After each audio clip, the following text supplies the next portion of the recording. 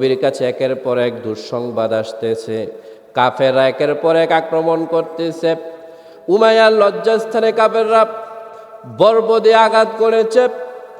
শুধু তাই নয়, খাব্বাবকে ওই মরুভূমির উত্তপ্ত বালের মধ্যে শোয়া অগ্নিকয়লা দিয়ে বুকের উপর পাথর দিয়ে চেপে ধরে রেখেছে।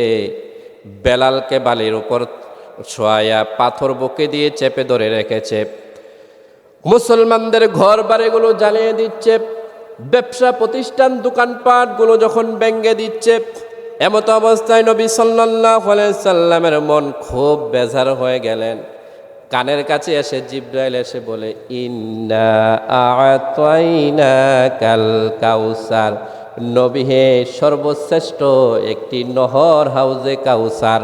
কঠিন কিয়ামতের ময়দানে মানুষগুলো যখন পিপাসিত হয়ে যাবে, তৃষ্ণার্ত হয়ে পাগল পাড়া হয়ে যাবে, পানির জন্য কান্নাকাটি করবে, একে অপরের কাছে যখন ছোটাছুটি করবে, ওই কঠিন সময় যে ব্যক্তি হাউজে কাউসারের পানি একবার পান করবে, গোটা কিয়ামতের ময়দান চলে যাবে, ওই ব্যক্তির আর পানি পিপাসা লাগবে না। সুবহানাল্লাহ। আল্লাহর নবী ওই কন্দন অবস্থায় মুস্কি মুস্কি হেসে দিলেন। হযরত আনাস বলে, ইয়া রাসূলুল্লাহ, ইয়া হাবিবাল্লাহ, নবী হে, আপনার তো মন কিছুক্ষণ আগেও খুব খারাপ ছিল, আপনি তো কন্দন করতে লাগলেন, খুব মন বেজার করতে লাগলেন, হঠাৎ করে কন্দন অবস্থায় মুস্কি হেসে উঠলেন কেন? আল্লাহর নবী বলে, রে আনাস, অল্প কিছুক্ষণ আগে আমার কাছে আল্লাহ রব্বুল আলামিন জিব্রাইলের মাধ্যমে কোরআনুল কারীমের ছোট্ট একটি সূরা কাউসার আমার কাছে নাজিল করেছেন এবং ঘোষণা করেছেন, ওই কঠিন কিয়ামতের ময়দানে কাউসারের মালিক আমি একমাত্র মুহাম্মদুর রাসূলুল্লাহ। আল্লাহ রব্বুল আলামিন নবীকে কাউসার দেওয়ার পরে নবীকে বললেন, ফাসল্লি লিরাব্বিকা ওয়ানহার, ও নবী, আপনি আপনার রবের জন্য সালাত আদায় করেন আর নহর করেন। তাফসিরে ইবনে কাসির, তাফসিরে মারিফুল কোরআন, তাফসিরে রুহুল বায়ান, তাফসিরে ফি জিলাদিল কোরআন, তাফসিরে জালালাইন সহ অধিকাংশ তাফসিরে কারকগণ বলেছেন এটার দুইটা ব্যাখ্যা। একটা ব্যাখ্যা হলো আল্লাহর নামে ওট জবাই করা, আরেকটা ব্যাখ্যা হলো আল্লাহ রাব্বুল আলামিনের নামে হালাল যে কোনো পশু আল্লাহর নামে জবাই করা। সুবহানাল্লাহ। আমার বন্ধুরা, এই কুরবানের দিন অত্যন্ত ফজিলাপূর্ণ, বারাকাপূর্ণ। এই কুরবানির দিন কিভাবে এসেছে, কেমন করে এসেছে, কুরবানির অনেক ইতিহাস আছে, লম্বা ঘটনা। কুরআনুল কারীমে সূরা মায়েদা আল্লাহ তাআলা কুরবানির ইতিহাস নিয়ে আদম আলাইহিস সালাম থেকে শুরু করে বর্ণনা করেছেন। আবার আল্লাহ রাব্বুল আলামিন সূরা নামের মধ্যে বর্ণনা করেছেন, সূরা সাফফার মধ্যে সর্বশেষ বর্ণনা করেছেন। কখন বর্ণনা করেছেন, কখন কুরবানি আল্লাহ রাব্বুল আলামিন দেন? ইব্রাহিম নবী সাল্লাল্লাহু আলাইহি সাল্লাম, ইব্রাহিম নবী যখন তার কওমের লোকদের কাছ থেকে বিদায় নিয়ে চলে আসলেন। কেন বিদায় নিলেন, কি কারণে বিদায় নিলেন? বিদায় নেওয়ার কারণ একটাই ছিল, কওমের লোকেরা ইব্রাহিম নবীকে মানতেছে না, ইব্রাহিম নবীর কথা শুনতেছে না। এজন্য ইব্রাহিম নবী বললেন, ওয়াকালা ইন্নী যাহিবুন ইলা রাব্বি সায়াহদিন, ও কওমের লোকেরা শোনো, আমি আমার আল্লাহর দিকে চললাম, আল্লাহর পথে চললাম, নিশ্চয়ই আমার আল্লাহ আমাকে পথ দেখাবেন। সুবহানাল্লাহ। কখন? যখন নমরুদের আগুনে, উত্তপ্ত আগুনে ইব্রাহিমকে ফেলানো হলো, ইব্রাহিম যখন সেখান থেকে সুস্থ সবল আসলেন, তারপরও কওমের লোকেরা ইব্রাহিমকে মানতেছে না। ইব্রাহিম বলতেছে, ওয়াকালা ইন্নী যাহিবুন ইলা রাব্বি সায়াহদিন, আমি আমার রবের পথে চললাম, রবের দিকে চললাম, রব আমাকে পথ দেখাবে। আমার বন্ধুরা, গভীর মনোযোগ। তৎকালীন সময় ইব্রাহিম নবীর বয়স চলে ৮৬, তার স্ত্রীও বৃদ্ধ হয়ে গেছে, এখনো পর্যন্ত তার কোনো সন্তান নাই। পৃথিবীর মধ্যে দুইজন মুমিন মুমিনাত এখন বর্তমানে তৎকালীন সময়ে ছিল। একজন ছিল ইব্রাহিম নবী, আর একজন ছিল তার প্রিয়তমা স্ত্রী, আর কোনো মুমিন মুমিনাত ছিল না।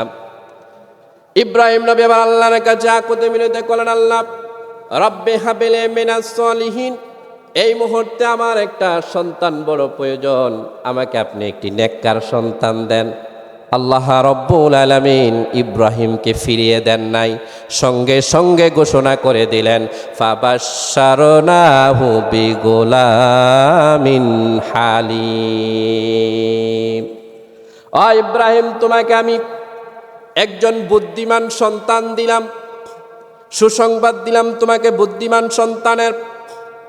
আমার বন্ধুরা, এখানে একটু বোঝার বিষয় আছে।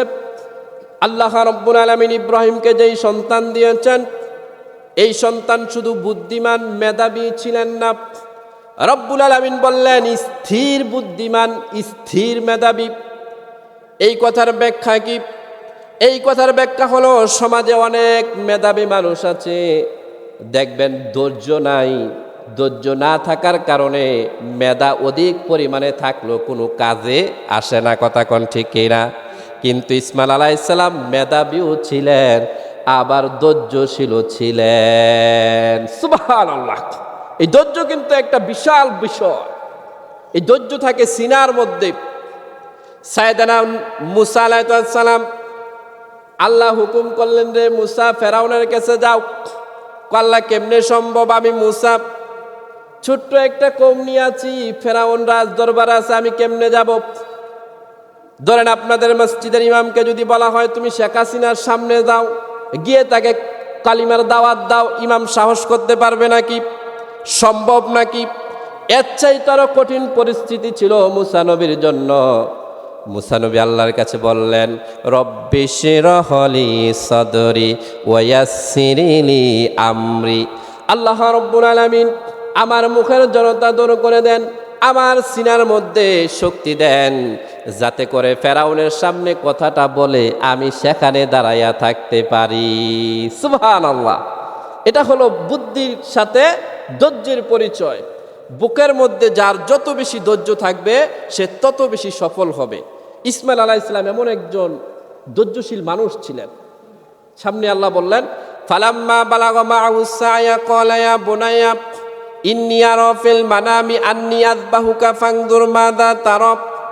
যখন তিনি বাবার সাথে কাজে কর্মে সহযোগিতার বয়সে উপনীত হলেন, বাবারও সন্তানকে ভালো লাগা শুরু হয়ে গেল। ইন দ্য মিন টাইম এমন একটা সময় আল্লাহ রাব্বুল আলামিন হুকুম করলেন, হে ইব্রাহিম, হে ইব্রাহিম, তুমি তোমার প্রিয় জিনিসটি আল্লাহর রাস্তায় কোরবান করো।